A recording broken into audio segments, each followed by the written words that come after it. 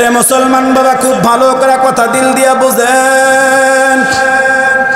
এ বাবা, কেউ যদি রমাদানুল মুবারকে একটা নফল একটা বন্দেগী করে, নফল একটা ইবাদত করে, এরে মুসলমান বাবা, মহান রব্বে কারীম আল্লাহ ওই বান্দার আমল নামাতে আল্লাহ পাক একটা ফরজ ইবাদত করার সওয়াব আল্লাহ তাকে দান করবে। মুসলমান বাবা, এই জন্য রমজানে কিছু আমল আমাদের করা লাগবে। এ বাবা, অনেক মানুষ দুনিয়ার জমিনের মধ্যে আছে, যেই মানুষটা রোজা আসতেছে, এরে মুসলমান বাবা, এরকম আমলের সিজন মনে করা বান্দাটা তো বেকার আর পাগল হয়ে গেছে। কখন রমাদানুল মুবারকটা আসবে, কখন আল্লাহ পাকের হুকুম মতে রমজানের রোজাগুলা রাখবে। অনেক মানুষ আছে বাবা, কখন তারাবির নামাজগুলা জামাতের সহিত আদায় করবে। এ বাবা, এরকম অনেক মানুষ আছে যে রমজানের প্রত্যেকটা রাতকে কিয়ামুল লাইলের রাত বানায় নিবে। এরে মুসলমান বাবা, অনেক মানুষ কিন্তু বাবা এরকম আছে যে রমজানটা পেয়ে এক ওয়াক্ত তাহাজ্জুদ কখনো ছাড়বে না। বাবা, অনেক মানুষ এরকম আছে রমজানটা পেয়ে আল্লাহর কোরআন তেলাওয়াতটাও বান্দা ছাড়বে না। অনেক মানুষ আছে বাবা রমজানটা পাইয়া, এরে মুসলমান, এরকম জিকির বান্দা ছাড়বে না। রমজানটা পেয়ে বান্দা এরকম ইবাদতের সময় কাটাইবে, বান্দাটা তিলাওয়াতের সময় কাটাবে, বান্দাটা জিকিরের সময় কাটাবে, বান্দাটা আল আমরু বিল মারুফ ওয়ান নাহি আনিল মুনকার এই আমল করে বান্দা রমজানটা কাটাবে। আবার অনেক মানুষ বাবা এরকম আছে, রমজানটা আসছে মনে হয় তার ঘরের মধ্যে বিপদ চাইপা গেছে। অনেক মানুষ আছে সারা বছর দেখবেন আপনারা তার গ্যাস্ট্রিকের কোনো সমস্যা নাই, সারা বছর অসুস্থতার কোনো সমস্যা নাই। এখন দেখবেন রমজান আসছে আর গ্যাস্ট্রিকের দোহাই দিয়ে সে রোজা রাখবে না। কথা কন নাকি? আছে না? আছে না? আরে আমি ব্যক্তিগত বলছি, আমি আমার যেটা জানা কথা, আমার যেখানে যেটা ইয়াদ আছে সেটা বলছি। আমি এরকম অনেক মানুষকে চিনি, আরে দাড়ি পাইকা গেছে, এরকম তার তাগরান উজ্জ্বল যুবক দেখছি, এরকম বৃদ্ধ দেখছি, দাড়ি পাইকা গেছে, সে রোজা রাখে না। প্রশ্ন করলাম, ভাই কি ব্যাপার, রোজা কেন রাখেন না? আরে আল্লাহ তাআলা আপনাকে 11টা মাস খাওয়ার জন্য আল্লাহ পাক নির্ধারণ করে দিলেন। 11টা মাস যা খাওয়ার তা খাইলেন। আল্লাহ একটা মাস শুধু তাকসিমটা ঘুরাইছে, শুধু আল্লাহ নিজামটা উল্টাইছে যে বান্দা খা আমি নিষেধ করি না, বান্দা খাও আমি নিষেধ করি না, তবে দিনের বেলা খাইবা না, আমি আল্লাহ রাতে খাওয়ার তাকসিম করলাম। আল্লাহ তো নিষেধ করে না যে খাইও না, আল্লাহ তো বলছে খাও। তবে দেখবেন সারা বছর মানুষ যা খায়, সারা বছর যতটুকু ভালো মন্দ খায়, আমি এটা হলফ করে বলতে পারবো রমজান আসলে মানুষ এর চাইতে আরো বেশি ভালো খাবারগুলা মানুষ খায়। কথা কন নাকি আপনারা? আমি প্রশ্ন করি যে ভাই কেন রোজা রাখেন না? আয় আপনি এত আপনার গায়ের মধ্যে এরকম শক্তি সামর্থ্য থাকা অবস্থায় রোজা, আপনি আকেল, আপনি বালেক, আপনি সুস্থ জ্ঞান সম্পূর্ণ, আপনি কেন রোজা রাখেন না? হুজুর ছোটবেলা থেকে অভ্যাস করি নাই। আরে ছোটবেলা থেকে অভ্যাস করেন নাই কি হয়েছে? কারণ অভ্যাস মানুষের ধাস নাকি মানুষ অভ্যাসের ধাস? কথা কন নাকি? এই জন্য মানুষ চাইলে সব পারে। মানুষ তো এরকম ভাবে চাঁদের দেশেও চলে গেছে, মানুষ এরকম ভাবে এভারেস্ট জয় করে ফেলছে, এটা মানুষের অভ্যাসে পরিণত করে ফেলছে। আরে একটা রোজা ছাইরা দাও, আরে একটা রোজা ছাইরা দাও। আজকে যতই গ্যাস্ট্রিকের দোহাই দেন, আজকে যতই আপনি এরকম অভ্যাস হয় না দোহাই দেন, বলেন তো এই কথা বলে কিয়ামতের আদালতে আল্লাহর সামনে থেকে কোনো পার পাওয়া যাবে? কথা বলতে হবে, যাবে? আরে মুসলমান বাবা, খুব ভালো করে কথা দিল দিয়া বুঝেন। এ বাবা, আমি আজকেও কিতাবের মধ্যে দেখলাম নবী আলাইহিস সালাতু ওয়াস সালাম বড় চমৎকার করে বলে, উম্মত, কোন মানুষ যদি বাবা রমজানের প্রত্যেকটা রোজাকে যদি বান্দা আল্লাহ তাআলার হুকুম মতে, বাবা নবী আলাইহিস সালাতু ওয়াস সালামের তরিকা মতে যদি বান্দা যদি প্রত্যেকটা রোজাগুলা পালন করে, মহান রব্বে কারীম আল্লাহ সাথে সাথে বান্দার জিন্দেগির সমস্ত গুনাহ আল্লাহ মাফ করে দিবে। মুসলমান যদি রাতের বেলা দাঁড়ায় তারাবির আমল করে, এ বাবা রাতের বেলা দাঁড়ায় বান্দাদের এরকম তারাবির নামাজের আমল করেছে, নবী আলাইহিস সালাতু ওয়াস সালাম কয়, উম্মত, মহান রব্বে কারীম আল্লাহ তোমার গোটা জিন্দেগির সমস্ত গুনাহগুলো আল্লাহ পাক তোমাকে মাফ করে দিবে। এই জন্য বাবা এই রমজানটা কিন্তু আপনার আমার জন্য বড় একটা সুবর্ণ সুযোগ আসলো। মুসলমান, রমজান আরম্ভ হয়ে যাবে, আল্লাহর জান্নাতের আটো দরজা খুলে যাবে, রমজানটা আরম্ভ হয়ে যাবে, একটা জান্নাতের দরজা বন্ধ থাকবে না। এরে মুসলমান বাবা, নবী আলাইহিস সালাতু ওয়াস সালাম রমজানের আরেকটা ফাজাইল বয়ান করলো। বাবা, রমজান মাসে আল্লাহ পাক সমস্ত জাহান্নামের দরজাগুলোকে আল্লাহ পাক বন্ধ করে দেয়। একটা দরজাও বাবা খোলা থাকে না, একটা দরজাও খোলা থাকে না। এই জন্য পয়গম্বর বলেন, কোনো মানুষ যদি বাবা রমজানে ইন্তেকাল করে, কোনো মানুষ যদি বাবা রমাদানুল মুবারকে দুনিয়ার থেকে বিদায় হয়ে যায়, আল্লাহর পয়গম্বর আলাইহিস সালাতু ওয়াস সালাম বলে, একটা মানুষ রমজানুল মুবারকে দুনিয়ার থেকে চলে গেছে, ওই মানুষটা মৃত্যুবরণ করেছে, আল্লাহ পাক কিয়ামত পর্যন্ত ওই মানুষটার কবরের আযাব আল্লাহ মাফ করে দেয়। এই জন্য মুসলমান বাবা রমজানকে গনিমত মনে করা লাগবে। এ বাবা, রমজানের রোজা যেটা শরীয়তের পরিভাষায় যেটা বলতেছে, এরে মুসলমান, এই রোজা বলতে আপনি আমি কি বুঝলাম? আমি আপনাদেরকে আর কয়েক মিনিট একটা হাদিস শোনায় তারপরে ইনশাআল্লাহ আমি বিদায় নিব। বাবা, এরকম সুবহে সাদিকের আগ থেকে না সূর্যাস্ত পর্যন্ত উপোস থাকা এবং হালাল বিবি থেকে বিরত থাকা, এটার নাম কিন্তু আমরা রোজা বুঝি। কথা কয় না? এটাই রোজা, সারাদিন না খেয়ে থাকা।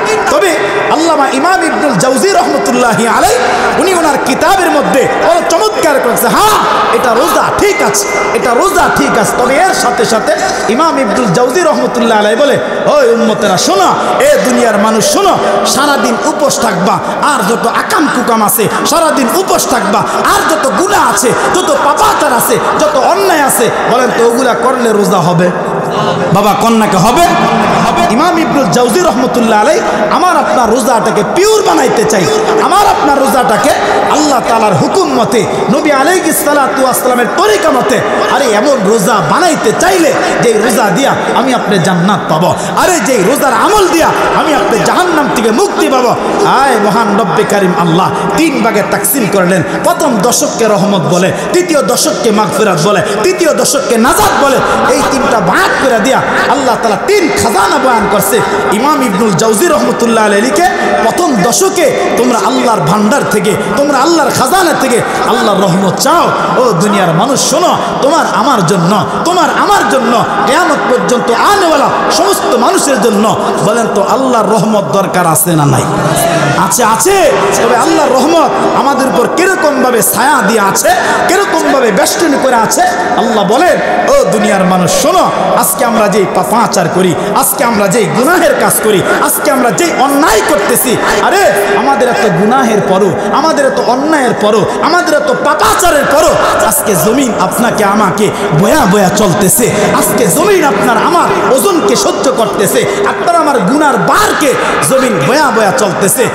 সূরা জিলজালের মধ্যে আসছে, মহান রব্বে কারীমকে একবার জমিন প্রশ্ন করে বলে, আল্লাহ এত মায়া করে বান্দা বানাইছেন, আল্লাহ এত দয়া করে বান্দা বানাইছেন, ও রব, ও আসমানের মালিক আল্লাহ, এত মায়া আর দয়া করে বানানোর পরও আল্লাহ আপনার বান্দাটা আপনার দেওয়া জমিনে থাকে, যেই জমিনটা আপনি তার জন্য আলাম নাজআলিল আরদা কিফাতা আপনি বিছনা বানায় দিলেন। আল্লাহ আপনার বান্দা চাইলে ঘুমায়, আল্লাহ আপনার বান্দা চাইলে বসে, আল্লাহ আপনার বান্দা চাইলে শুয়ে থাকে, আপনার বান্দা হাঁটা চলা করে।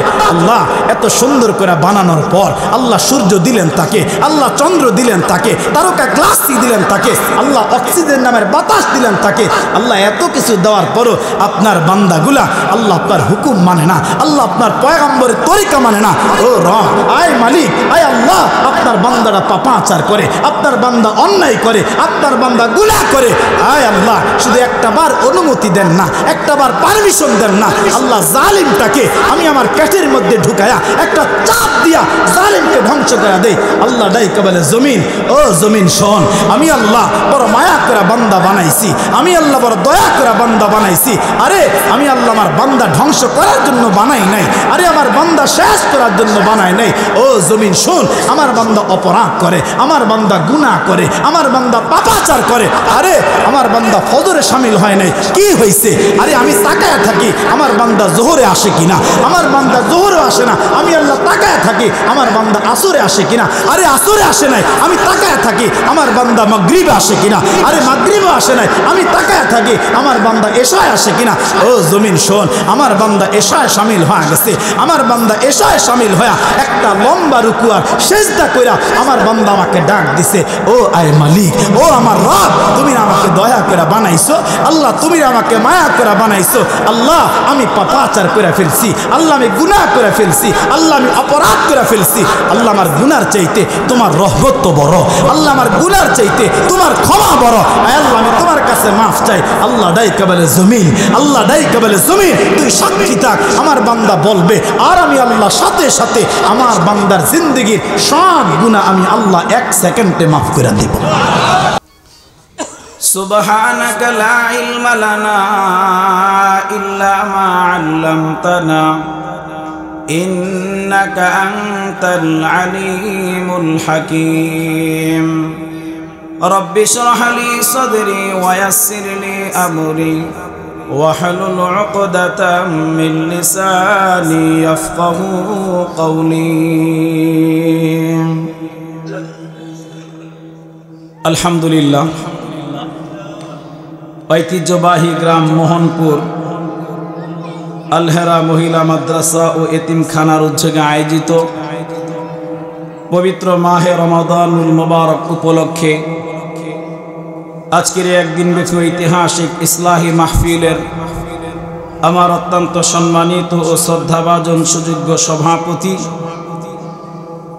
জনাব কাজী মোহাম্মদ শরীফ হোসেন সাহেব, আজকের মাহফিলের প্রধান অতিথি, বিশেষ অতিথিবৃন্দ, বিশেষ করে আজকের মাহফিলে উপস্থিত আজকের মাহফিলের প্রধান আলোচক, প্রধান বক্তা ওস্তাজুল আসাতিজা পীরে কামেল আলহাজ হযরতুল আল্লাম আল্লামা আব্দুল আউয়াল সাহেব বারাকাল্লাহু ফি হায়াতি। প্রত্যেকে বলুন আল্লাহুম্মা আমিন। আজকের মাহফিলে উপস্থিত এ জাতির শ্রেষ্ঠ সন্তান, এ জাতির কর্ণধার, এ জাতির রাহবার ওয়ারাসাতুল আম্বিয়া হযরত বুজুর্গ উলামায়ে কেরাম, আমার সামনে অবস্থানরত এই অঞ্চল থেকে আগত, আশপাশ বিভিন্ন অঞ্চল থেকে আগত আল্লাহ পাকের আশিকিন, জাকিরিন, শাকিরিন, মুহিব্বিন, মুরব্বিয়ানে ইজম, আমার সমবয়সী, আমার কলিজার টুকরা যুবক ভাইয়েরা, পর্দার অন্তরালে অবস্থানরত সতী সাধবী, সর্বগুণে গুণান্বিতা, আমার মায়ের সমতুল্য, আমার বোনের সমতুল্য সম্মানিতা মা ও বোনেরা, মহান আল্লাহ রাব্বুল ইজ্জাহ ওয়াল জালালের দরবারে অসংখ্য অগণিত শুকর ও সুজুদ যে মহান রব্বুল ইজ্জাহ ওয়াল জালাল আপনাকে আমাকে এই ফিতনার জমানায়, ফাসাদের জমানায় আল্লাহ তাআলা দুনিয়ার সমস্ত জায়েজ নাজায়েজ, সমস্ত হালাল হারাম কাজকর্ম থেকে আল্লাহ তাআলা আপনাকে আমাকে বিরত করে, ফারেক করে আজকের একদিন ব্যাপী ঐতিহাসিক ইসলাহি মাহফিলের প্যান্ডেলের ভিতরে সামিয়ানার নিচে আল্লাহ তাআলা আসার এবং বসার আমার মতো অযোগ্যকে আপনাদের সামনে কিছু কথা বলার মতো তৌফিক যে মালিক দান করলেন, এই জন্য সেই মহান রব্বুল আলামিনের দরবারে আমরা প্রত্যেকেই দিল থেকে এমনভাবে একবার কালিমাতুশ শুকর আদায় করব যেন আপনার আমার কালিমাতুশ শুকরের আওয়াজ প্রথম আকাশ, দ্বিতীয় আকাশ, তৃতীয় আকাশ, চতুর্থ আকাশ, পঞ্চম আকাশ, ষষ্ঠ আকাশ, সপ্তম আকাশ ভেদ করে যেন আল্লাহ পাকের আরশে আজিমে ধাক্কা লেগে যায়। প্রত্যেকে বলুন আলহামদুলিল্লাহ।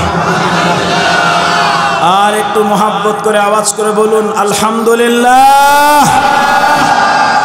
আমার ভাই, আপনারা যদি আমার কথা বুঝে থাকেন তাহলে আমি আপনাদেরকে ছোট্ট একটা প্রশ্ন করব, চিল্লায়া জবাব দিবেন।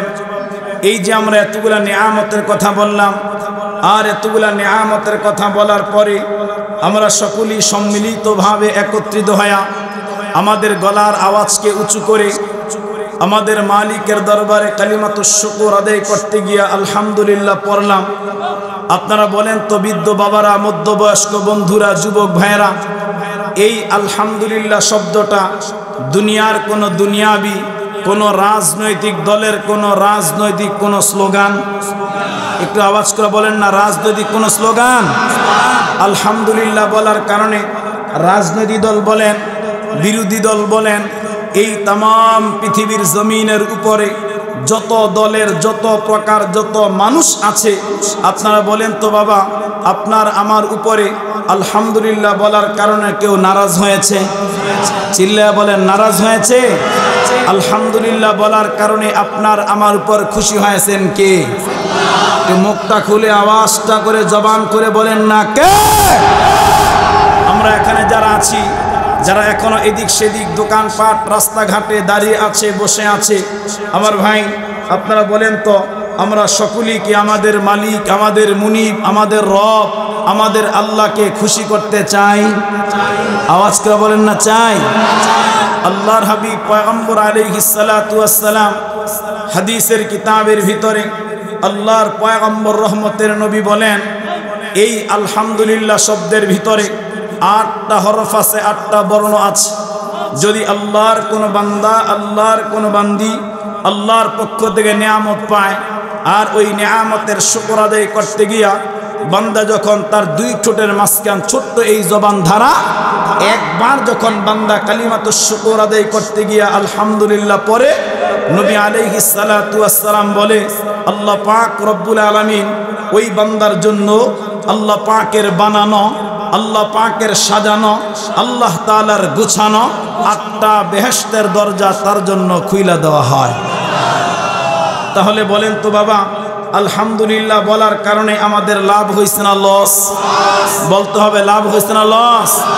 লক্ষ কোটি দারুদ ও সালাম আল্লাহর সৃষ্টির প্রধান আকর্ষণ, বিশ্ব সভার সভাপতি, বিশ্ব মানবতার মুক্তির দিশারি, সাইয়্যিদুল মুরসালিন, ইমামুল মুরসালিন, রাহমাতাল লিল আলামিন, খাতামান নবিয়্যিন, নবী মুহাম্মদুর রাসূলুল্লাহ সাল্লাল্লাহু আলাইহি ওয়াসাল্লামের উপর।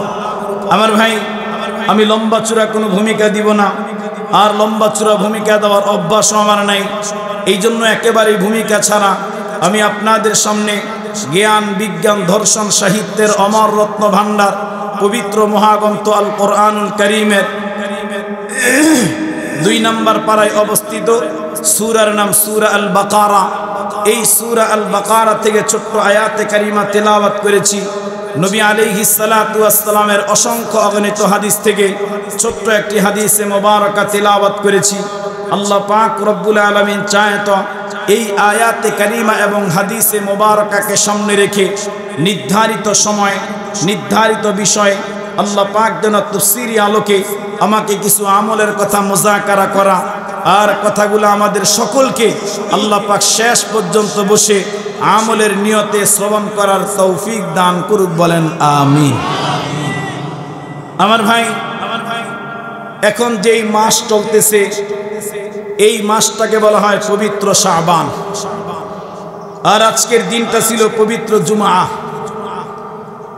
আমরা আজকে শাবান মাসের শেষ জুমআ পড়েছি। এতটুকু কথা আগে আমাদের বুঝতে হবে, যে কথাটা এখন আমি বলবো, কারণ কেন বলছি এই কথাটা, গতকালকে আমার প্রোগ্রাম ছিল আপনাদের দশানি, ওখান থেকে বয়ান শেষ করে বাসায় যাইতে যেতে প্রায় 3টার উপরে বাজছে। অল্প সময় ফজর পর্যন্ত ঘুমাইছি, ফজর পরে একটা প্রোগ্রাম ছিল, ওইটা আবার সারছি, তারপরে জুমা পরে রওনা হয়েছি। আপনাদের এখানে আসতে আসতে আধা ঘন্টা হয়তো বা 20 মিনিট আগে এসে পৌঁছেছি। তাহলে বোঝেন খুব আরামে আসছি না। এত জ্যাম রাস্তাতে ছিল, হযরত আসছে, খুব জ্যাম আজকে রাস্তার ভিতরে, গাড়ির অনেক চাপ। এরপরে লম্বা জার্নি করে আসছি খুব অল্প সময়, যেহেতু হুজুর চলে আসছে এই জন্য লম্বা চূড়া তাকরীরের সময় হবে না। তবে যেহেতু আজকের এই প্রোগ্রামটা পবিত্র মাহে রমাদানুল মুবারক উপলক্ষে, আর রমজান যেহেতু আমাদের একেবারে সন্নিকটে চলে আসছে, রমাদানুল মুবারক যেহেতু আমাদের একেবারে কাছাকাছি চলে আসছে, এই জন্য রমাদানুল মুবারকের সবচেয়ে গুরুত্বপূর্ণ যেই আমল আল্লাহ পাক রব্বুল আলামিন ইসলামের যেই 5টা স্তম্ভ, ইসলামের যেই 5টা বুনিয়াদ বয়ান করছে, তার ভিতরে একটা হলো রোজা। কি বলেন, আছে না রোজা? তো আমরা আজকে এই পবিত্র শাবান মাসের শেষ জুমার নামাজ পড়ছি। আমি এই কথা হলফ করে বলতে পারবো, আমি এই কথা জানি যে গত বছরের শাবান মাসের এই দিনে, এই জুমার দিনে অনেক মানুষ আপনাদের এই মোহনপুর এলাকায়, আমাদের এই মতলব উত্তর এলাকাতে অনেক মানুষ ছিল, যেই মানুষগুলা আজকের এই শাবান মাসের জুমাটা তারা আর পায় নাই। কি বলেন, আছে না? কথা বলতে হবে, আছে না? আমি আমার অনেক মুসল্লিকে আমি হারিয়েছি, যারা গত রমাদানুল মুবারকে আমাদের সাথে দাঁড়ায় দাঁড়ায় তারাবির নামাজ পড়েছে, আমাদের সাথে একসাথে বৈশা ইফতারের আমল করেছে, আমাদের সাথে একসাথে তারা 5 ওয়াক্ত নামাজের আমল করছে। বলেন তো, আপনাদের এই এলাকার ভিতরে এরকম কিছু মানুষ আছে না যারা ঠিক আল্লাহ পাকের দিনকে দিন পর পর আসছে, মাসের তাকসিম অনুযায়ী আসছে, আর রমাদানুল মুবারকে আসছে? ওই মানুষগুলো এখন দুনিয়াতে নাই, তারা কবরের প্যাসেঞ্জার হয়ে গেছে। বলেন তো, এরকম কিছু মানুষ আছে না নাই? এই বছর আমরা যারা রমাদানুল মুবারক পাইলাম, আর হয়তো 2 দিন সামনে আমরা পাবো।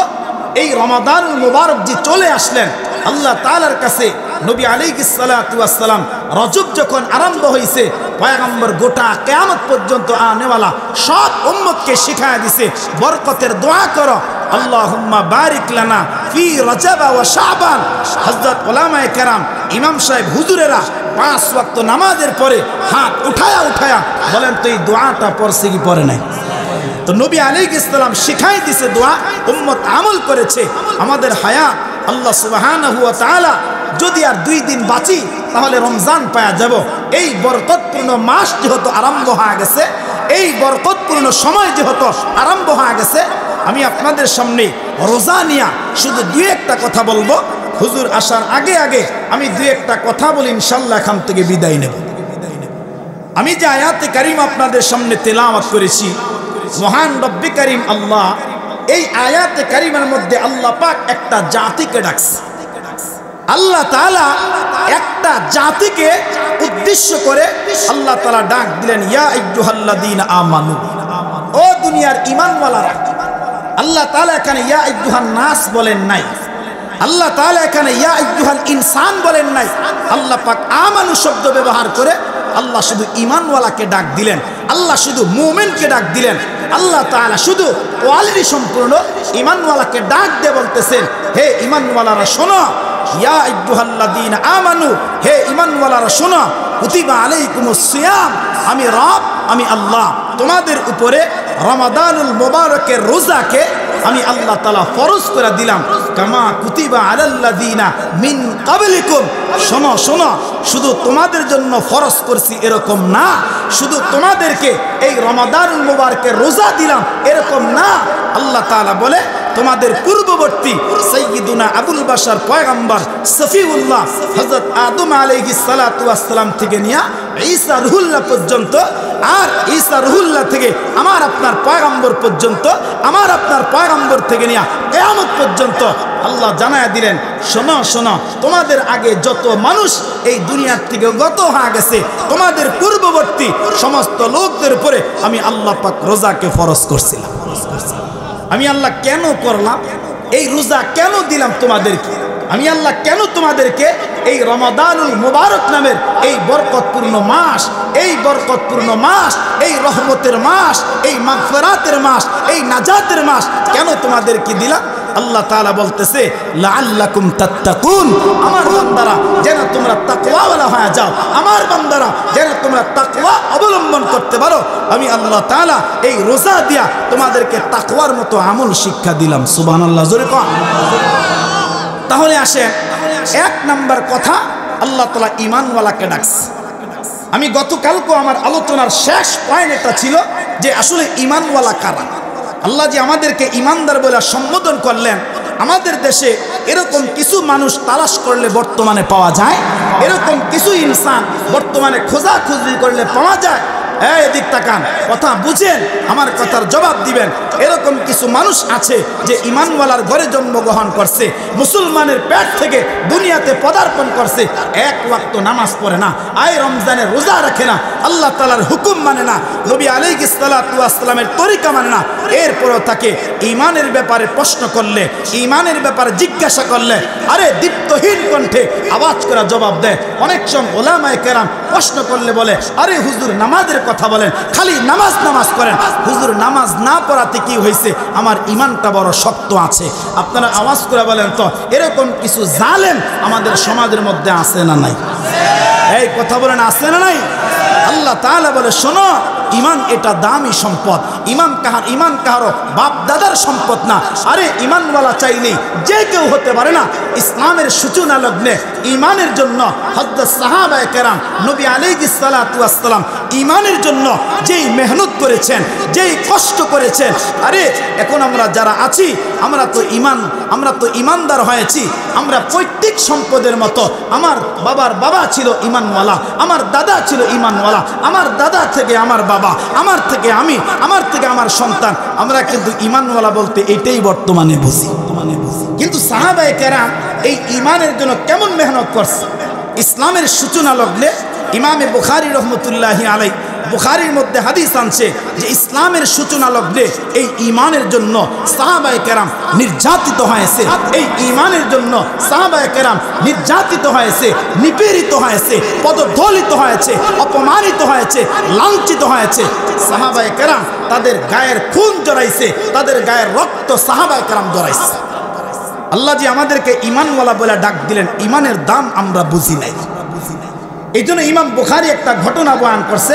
আমি খুব সংক্ষিপ্তভাবে কয়েক মিনিটে এই কথাটা বলে আমার মূল আলোচনার দিকে যাব। আল্লাহর নবীর একজন জলিলুল কদর সাহাবী হযরত আবু যর গফারী রাদিয়াল্লাহু তাআলা সেই গফার থেকে সফর করে মদিনায় আসলেন। আর মদিনায় কেন আসলেন?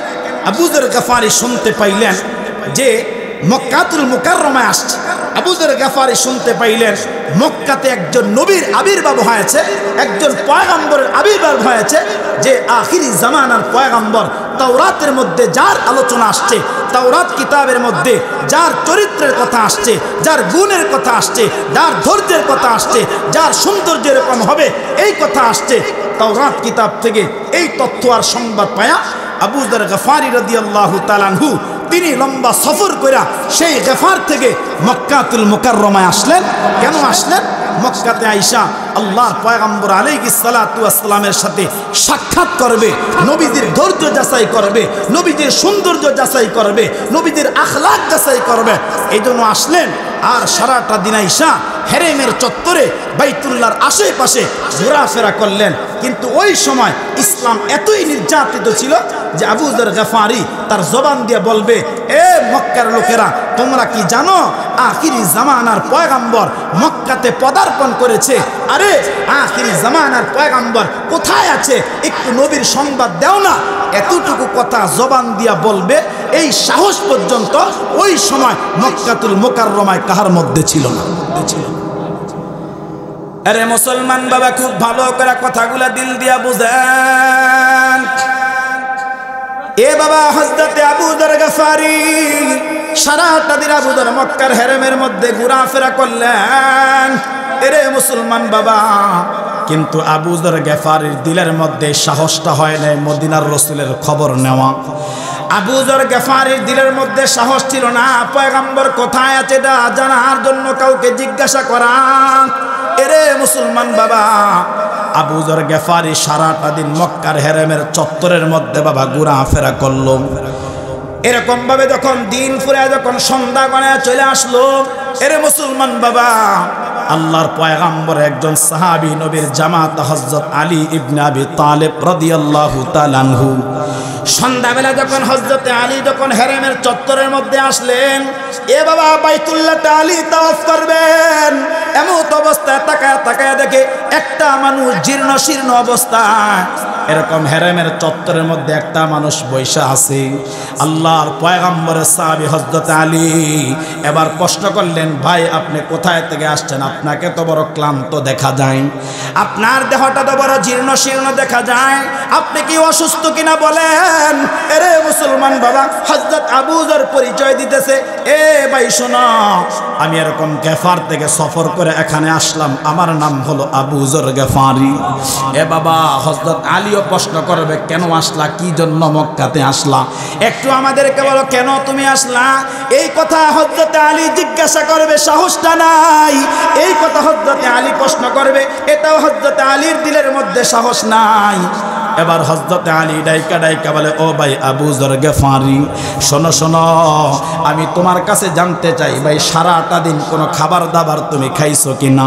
কারণ তোমার চেহারার মধ্যে একটা ক্ষুধার্তর ছাপ দেখা যায়, তোমার চেহারার মধ্যে একটা মলিনতা দেখা যায়। আরে আবু যর বলো বলো, খাবার কি খাইছো কিনা? আর যদি খাবার না খেয়ে থাকো তাহলে আসো আসো, আজকে তুমি আমার বাড়ির মধ্যে মেহমান হয়ে যাও। সুবহানাল্লাহ, জোরে কোন, আমার বাড়ির মধ্যে মেহমান হয়ে যাও। হযরত আবু যর গফারি কেনে আলী ইবনে আবি তালেব তার বাড়ির মধ্যে গেলেন। মুসলমান বাবা বাড়ির মধ্যে গেছে, খাওয়া দাওয়া করাইলেন, মেহমানদারি করাইলেন। এই কথা জিজ্ঞাসা করার সাহস আলীর দিলের মধ্যে নাই। কেন তুমি মক্কাতুল মুকাররমায় আসলা?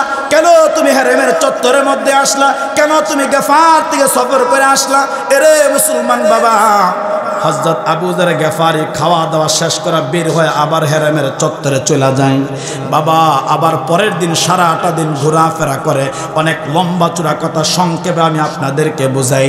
আবার সারাটা দিন যখন ঘোরাফেরা করলো, আবার সন্ধ্যাবেলা হযরত আলী যখন নাকি বাবা বাইতুল্লাহর চত্বরে গেলেন, হারেমের চত্বরের মধ্যে চলে গেলেন, আবার দেখে আবু যর গফারি আজকেও তো দেওয়ালের সাথে হেলান দিয়া বসা। আবার প্রশ্ন করলেন, ও আবু যর, আজকেও কেন আপনি যান নাই? কারণটা কি, কেন আপনি যান নাই? আজকে কোনো খাবার দাবার আপনি খাইছেন কি না? এবার হযরতে আবু যর ডাইকা বলে, না না, আমি আজকেও ক্ষুধার্ত, খাবারটা সারাদিন খাই নাই। এরে মুসলমান বাবা, কিতাবের মধ্যে লিখলেন, ইমাম বুখারী চমৎকার করে লিখেন, আজকেও বাবা দ্বিতীয় দিন আবার হযরত আলী তাকে মেহমান বানায় নিয়ে গেলেন। বাবা আজকেও খাবার দাবার খাওয়াইলেন, কিন্তু এই কথা জিজ্ঞাসা করার সাহস আজকেও আলীর দিলের মধ্যে হয় নাই। আবু যর এই কথা বলবে আমি এই কারণে মক্কাতে আসলাম, এটা আবু যর গফারি তারও দিলের মধ্যে সাহস হয় নাই। এরে মুসলমান বাবা, আজকেও বিদায় হয়ে গেলেন। আবার তৃতীয় দিন আবু যর গফারি সারাটা দিন বাবা এরকম হেরেমের চত্বরের মধ্যে ঘোরাফেরা করলেন। সন্ধ্যাবেলা হযরত আলীর সাথে সাক্ষাৎ। আবার প্রশ্ন করলেন, ভাই আবু যর, আজকেও কি আপনি খাবার দাবার খাইছেন কিনা? বলেন, না না, আমি আজকেও খাবার দাবার খাই নাই। এর মুসলমান তৃতীয় দিন আবার মেহমান বানায় নিলেন। তার ঘরের মধ্যে মেহমান বানাইতে গিয়া হযরত আলী দরজাটা বন্ধ করে দিয়া এবার খাবারটা দস্তরখানের মধ্যে দিয়া হযরত আবু যরকে খাওয়াইলেন। এ বাবা মেহমানদারিটা শেষ করে এবার আবু যরকে হযরত আলী প্রশ্ন করেন, ভাই 3টা দিন আমি আপনাকে আমার ঘরের মেহমান বানাইলাম, একটা কথা আপনাকে জিজ্ঞাসা করব, এটা তোমার দিলের মধ্যে সাহস হয় নাই, কিন্তু ভাই আজকে 3টা দিন অতিক্রম হয়ে গেছে, আমি আপনার কাছে জানতে চাই, ও ভাই আবু যর গফারি, ব্যাপার কি, ব্যাপার কি, কারণটা কি, আপনি কেন গফার থেকে সফর করা কেন আপনি মক্কাতে আসলেন? সুবহানাল্লাহ, জোরে কোন, কেন আপনি মক্কাতে আসলেন? কারণটা কি, মক্কাতে আসার কারণটা কি? আবু যর গফারি চোখের পানি ছেড়ে কান্না করেন, এরে ভাই আলী শোনো শোনো, আমি কেন গফার থেকে সফর করে মক্কাতে আসলাম? আমি এরকম তাওরাতের মধ্যে শুনতে পাইলাম, আমি পূর্বের আসমানি কিতাবের মধ্যে শুনতে পাইছি, এই মক্কাতে আখিরি জামানার পয়গম্বর মুহাম্মাদুর রাসূলুল্লাহ নাকি আগমন করেছে। আমি আমার পয়গম্বরকে দেখতে চাই, আমি আমার পয়গম্বরকে তালাশ করার জন্য এই মক্কাতুল মুকাররমায় ওই গফার থেকে সফর করে আসলাম। এ ভাই আলী, তুমি কি আমার পয়গম্বরের সংবাদ জানো কিনা? তুমি কি আমার নবীর সংবাদ জানো? হযরত আলী চোখের পানি ছেড়ে কান্না করার বলে, ভাই আবু যর, আরে আমি আমার পয়গম্বরের খবর জানবো না, তাহলে আমি জানবোটা বলো কার খবর? সুবহানাল্লাহ, জোরে কোন, আরে আমিও তো মুহাম্মাদুর রাসূলুল্লাহর হাতের মধ্যে হাত দিয়া, আমিও তো পয়গম্বরের হাতের মধ্যে হাত দিয়া আমি আলীও তো কালিমা পড়া মুসলমান হয়ে গেছি। এরে মুসলমান বাবা, এবার আবু যর গফারি হযরত আলীর হাতের মধ্যে ধরে কয়, ভাই আলী, চলো চলো, আমাকে একটু পয়গম্বর কোথায় আছে, আমার নবীর খবরটা তুমি একটু আমারে শোনা দাও। মুসলমান বাবা হযরত আলী ডাইকা বলে, এরে ভাই আবু যর, শোনো শোনো, এই কথা কিন্তু বজ্র আওয়াজের মতো কিন্তু বাবা বলা যাবে না, কারণ এখনো পর্যন্ত ইসলাম প্রকাশ করার সময় হয় নাই, আর তুমি পয়গম্বরের সংবাদ জানতে চাও। শোনো শোনো, নবী আলাইহিস সালাতু ওয়াস সালাম ওই দারে আরকামের মধ্যে আল্লাহ আল্লাহর পয়গম্বর কিছু সংখ্যক সাহাবীদেরকে নিয়ে ওই জায়গাতে পয়গম্বর অবস্থান করেন। আল্লাহর পয়গম্বর সাহাবীদেরকে এরকম ভাবে তালিম দিতেছে, আল্লাহর একত্ববাদ আর ওয়াহদানিয়াতের কথাগুলা সাহাবীদেরকে বুঝাইতেছে। শোনো শোনো ভাই আলী শোনো, আমি তোমাকে নিয়ে রওনা হয়ে যাব, তবে সাবধান সাবধান ভাই আবু যর, তুমি কিন্তু আমার পিছন পিছন আসতে পারবা না, কারণ এখনো পর্যন্ত ইসলাম প্রকাশ করার সময় হয় নাই। নবী আলাইহিস সালাতু ওয়াস সালাম আমাদেরকে জানায়া দিছে কালিমা পড়বা, কিন্তু সাবধান আওয়াজ করে কারো সামনে কালিমা পড়বা না। আল্লাহু আকবার। মুসলমান হযরত আলী বলতেছে, ভাই আবু যর, এই যে দেখো আমার হাতের মধ্যে কয়েকটা পাথর, আমি পাথরগুলো নিয়ে হাঁটা আরম্ভ করব, আর আপনি আমার পিছন পিছন দিয়ে আসবেন। যেই জায়গাতে একটা 4 রাস্তার মোড় দেখবা, ওই 4 রাস্তার মোড়ের মধ্যে গিয়ে আমি পাথরটা যেই দিকে আমি নিক্ষেপ করে দিব, ও ভাই আবু যর, ওই দিকে তুমি চইলা যাইবা, আর ওই জায়গাতে চইলা দেখবে একটা তাবু দেখা যায়। ওই তাবুর মধ্যে গিয়া যখন তুমি এরকম আওয়াজ করবা, তাবুর ভিতর থেকে আওয়াজ করলে তাবুর দরজা খোলা হবে। আর যখন দরজাটা খুলবে রে ভাই আবু যর, যখন দরজা খুইলা তাবুর মধ্যে প্রবেশ করবা, ওই তাবুর মধ্যে গিয়া দেখবা একটা চাঁদ মাকা পূর্ণিমার চাঁদের মধ্যে একটা চেহারা বসা। ওই রকম চেহারাটা যখন দেখবা, ওই চেহারা দেখার পর স্বীকৃতি দেবা ওটাই হলো তোমার পয়গম্বর। মুসলমান বাবা আলী আবু যরকে নিয়ে রওনা হয়ে গেছে। অনেক লম্বা কথা বাবা, সংক্ষেপে শোনাইতেছি।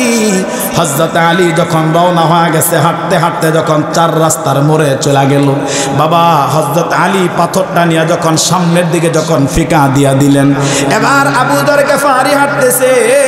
আবু যর গফারি হাঁটতে হাঁটতে যখন তাবুর কিনারায় চলে গেছে, এরে মুসলমান বাবা, ওই তাবুর কিনারায় যায় আবু যর যখন বাহির থেকে যখন বাবা আওয়াজ করলো, আর তাবুর দরজা যখন খুলে গেছে, আবু যর গফারি তাবুর মধ্যে 2 কাঁধে একটা পূর্ণিমার চাঁদ ওই জায়গার মধ্যে বসা। সুবহানাল্লাহ কোন।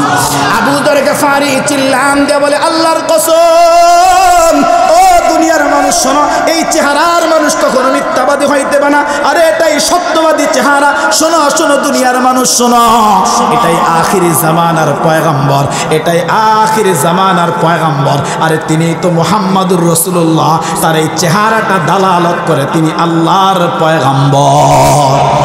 মুসলমান বাবা নবী আলাইহিস সালাম তাকে প্রশ্ন করলেন, নাম জিজ্ঞাসা করলেন, মান আনতা, তুমি কে, ওমা ইসমুকা, তোমার নাম কি?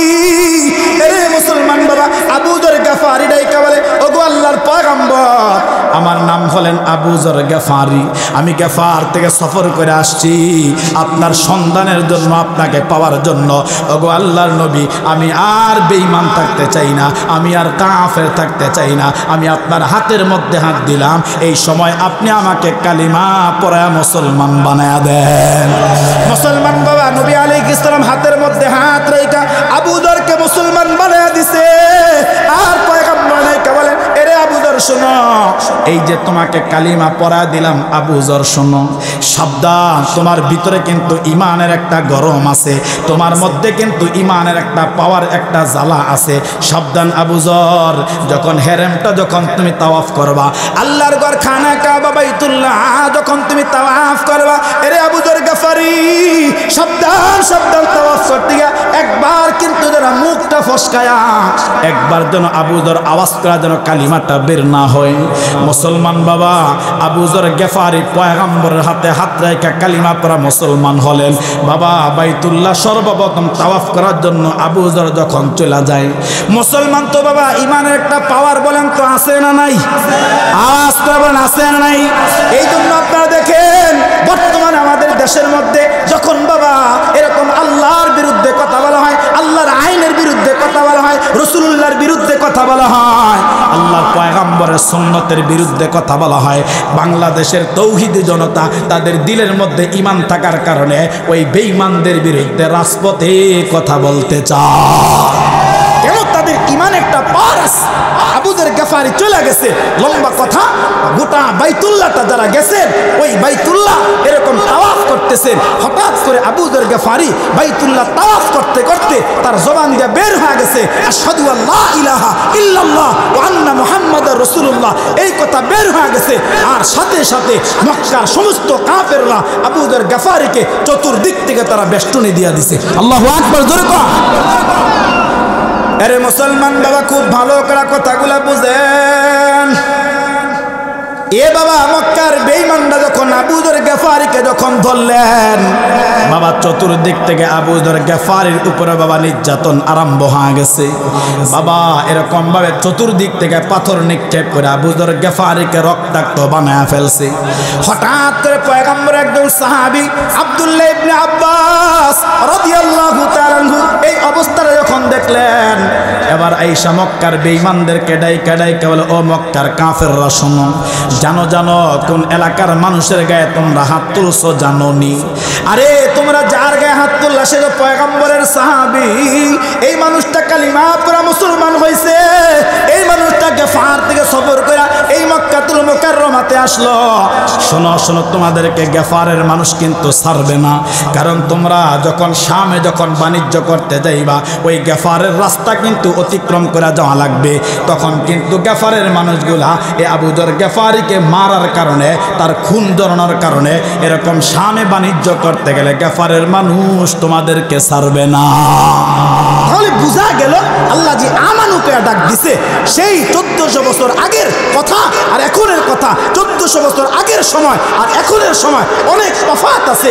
মহান রব্বে কারীমের পয়গম্বর বলে, আরে এমন একটা সময়, আরে এমন একটা মুহূর্ত নবী আলাইহিস সালাতু ওয়াস সালামকে আল্লাহ এই একটা কালিমা দিয়ে পাঠাইছে যে শোনেন, এমন সময় যেই সময় বর্বরতার যুগ ছিল, যেই সময় জোরে আওয়াজ করে কালিমা পড়তে পারতো না, মানুষ চাইলো ইসলামের কথাগুলা এরকম বজ্র আওয়াজের মতো বলতে পারতো না, ওই সময় তো নির্যাতিত ছিল। তবে শোনেন, আল্লাহ বলেছে আমিনু কামা আমানান নাস।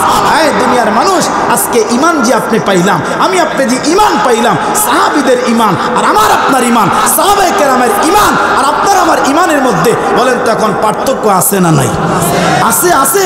আমার আপনার ঈমান তো কচু পাতার পানির মতো নড়বড় করে। আরে আমরা আজকে ঈমানওয়ালা দাবি করি, আরে আজকে আমার ঈমান আমাকে আজান শোনার পরে মসজিদে নিতে পারে না। আজকে আমার আপনার ঈমান আপনাকে আমাকে আরে আজান শোনার পরে শীতের দিন আসলে এরকম টপ কম্বল ল্যাপ নামায়া আপনাকে আমাকে আল্লাহর কদমিয়া উঠাইতে পারে না।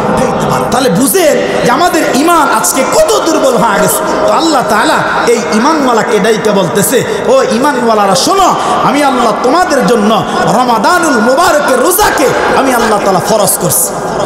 আর শুধু আমাদের জন্য করছে এরকম না, আমাদের পূর্ববর্তী যেই সমস্ত লোক আসছে সবার জন্য আল্লাহ সুবহানাহু ওয়া তাআলা এই রমাদানুল মুবারক রমজানের রোজাকে আল্লাহ তাআলা ফরজ করেছে। তবে মানুষ শোনেন, এই রমাদানুল মুবারক অত্যন্ত বরকতপূর্ণ মাস। আমি আজকেও গাড়িতে আসতে আসতে একটা কিতাব মুতালা করতেছিলাম যে আল্লাহ সুবহানাহু ওয়া তাআলা কেমন এক বরকতপূর্ণ মাস আপনাকে আমাকে দিলেন, কত এক ফজিলতপূর্ণ মাস আল্লাহ তাআলা আপনাকে আমাকে দিলেন। এই জন্য নবী আলাইহিস সালাতু ওয়াস সালাম বলেন, শাহরুল মুবারাকুন আযীমুন। আরে এই মাস এক মুবারক মাস, এই মাস এক বরকতপূর্ণ মাস। এই মাসে বান্দার আমলের মধ্যে বরকত, এই মাসে বান্দার রিজিকের মধ্যে বরকত, এই মাসে বান্দার হায়াতের মধ্যে বরকত, এই মাসে বান্দার এরকম সময়ের মধ্যে বরকত, শুধু বরকত আর বরকত। নবী আলাইহিস সালাতু ওয়াস সালাম বলে, আমি আজকেও পড়তেছিলাম, ও বান্দা শোনো, পয়গম্বর বলে এমন বরকতপূর্ণ মাস, একটা ফরজ ইবাদত করবা, আর একটা ফরজ ইবাদত করবা রমজান মাসে, আর রমজানের আগে করলে এক ফরজের সওয়াব। কেউ যদি রমাদানুল মুবারকে একটা ফরজ কাজ পূর্ণ করে, একটা ফরজ কাজ পরিপূর্ণ করে, মহান রব্বে কারীম আল্লাহ তার আমলনামার মধ্যে আল্লাহ পাক 70টা ফরজ পূর্ণ করার সওয়াব দান করবে। আরে মুসলমান বাবা খুব ভালো করে কথা দিল দিয়া বুঝেন। এ বাবা, কেউ যদি রমাদানুল মুবারকে একটা নফল একটা বন্দেগী করে, নফল একটা ইবাদত করে, এরে মুসলমান বাবা, মহান রব্বে কারীম আল্লাহ ওই বান্দার আমল নামাতে আল্লাহ পাক একটা ফরজ ইবাদত করার সওয়াব আল্লাহ তাকে দান করবে। মুসলমান বাবা, এই জন্য রমজানে কিছু আমল আমাদের করা লাগবে। এ বাবা, অনেক মানুষ দুনিয়ার জমিনের মধ্যে আছে, যেই মানুষটা রোজা আসতেছে, এরে মুসলমান বাবা, এরকম আমলের সিজন মনে করা বান্দাটা তো বেকার আর পাগল হয়ে গেছে। কখন রমাদানুল মুবারকটা আসবে, কখন আল্লাহ পাকের হুকুম মতে রমজানের রোজাগুলা রাখবে। অনেক মানুষ আছে বাবা, কখন তারাবির নামাজগুলা জামাতের সহিত আদায় করবে। এ বাবা, এরকম অনেক মানুষ আছে যে রমজানের প্রত্যেকটা রাতকে কিয়ামুল লাইলের রাত বানায় নিবে। এরে মুসলমান বাবা, অনেক মানুষ কিন্তু বাবা এরকম আছে যে রমজানটা পেয়ে এক ওয়াক্ত তাহাজ্জুদ কখনো ছাড়বে না। বাবা অনেক মানুষ এরকম আছে রমজানটা পেয়ে আল্লাহর কোরআন তেলাওয়াতটাও বান্দা ছাড়বে না। অনেক মানুষ আছে বাবা রমজানটা পাইয়া এরে মুসলমান এরকম জিকির বান্দা ছাড়বে না। রমজানটা পেয়ে বান্দা এরকম ইবাদতের সময় কাটাইবে, বান্দাটা তিলাওয়াতের সময় কাটাবে, বান্দাটা জিকিরের সময় কাটাবে, বান্দাটা আল আমরু বিল মারুফ ওয়ান নাহি আনিল মুনকার এই আমল করে বান্দা রমজানটা কাটাবে। আবার অনেক মানুষ বাবা এরকম আছে রমজানটা আসছে মনে হয় তার ঘরের মধ্যে বিপদ চাইপা গেছে। অনেক মানুষ আছে সারা বছর দেখবেন আপনারা তার গ্যাস্ট্রিকের কোনো সমস্যা নাই, সারা বছর অসুস্থতার কোনো সমস্যা নাই, এখন দেখবেন রমজান আসছে আর গ্যাস্ট্রিকের দোহাই দিয়ে সে রোজা রাখবে না। কতক্ষণ নাকি আছে না? আছে না?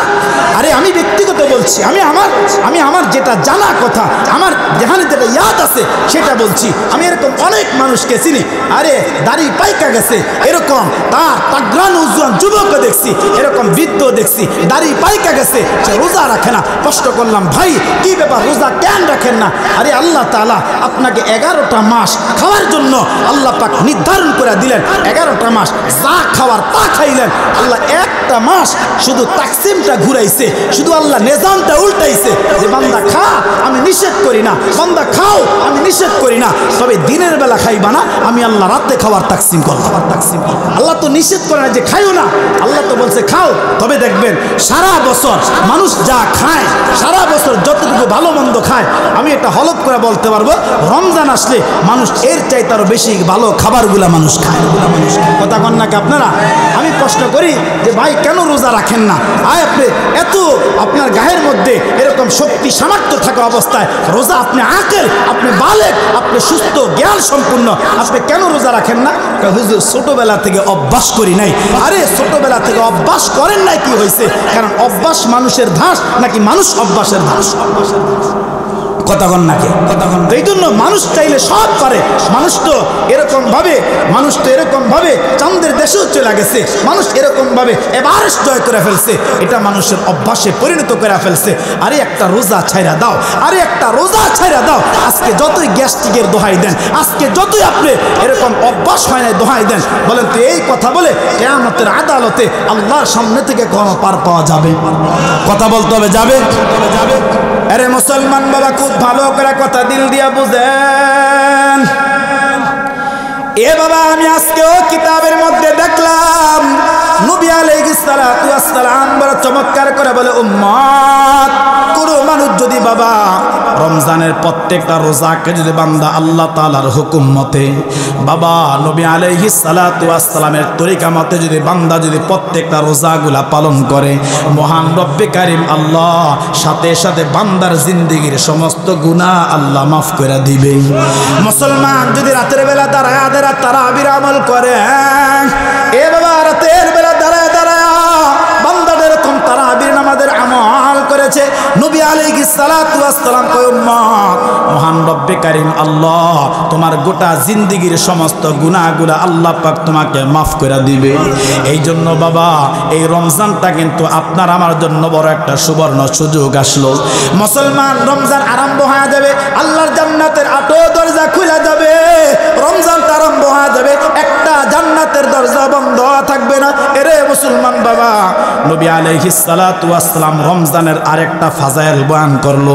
বাবা রমজান মাসে আল্লাহ পাক সমস্ত জাহান্নামের দরজাগুলোকে আল্লাহ পাক বন্ধ করে দেয়, একটা দরজাও বাবা খোলা থাকে না, একটা দরজাও খোলা থাকে না।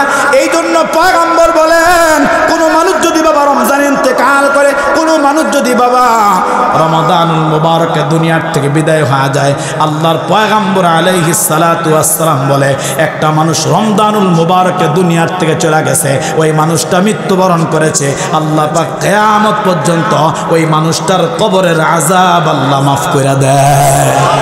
এই জন্য মুসলমান বাবা রমজানকে গনিমত মনে করা লাগবে। এ বাবা রমজানের রোজা যেটা শরীয়তের পরিভাষায় যেটা বলতেছে, এরে মুসলমান এই রোজা বলতে আপনি আমি কি বুঝলাম? আমি আপনাদেরকে আর কয়েক মিনিট একটা হাদিস শোনায় তারপরে ইনশাআল্লাহ আমি বিদায় নিব। বাবা, এরকম সুবহে সাদিকের আগ থেকে না সূর্যাস্ত পর্যন্ত উপোস থাকা এবং হালাল বিবি থেকে বিরত থাকা, এটার নাম কিন্তু আমরা রোজা বুঝি। কথা কয় না? এটাই রোজা, সারাদিন না খেয়ে থাকা।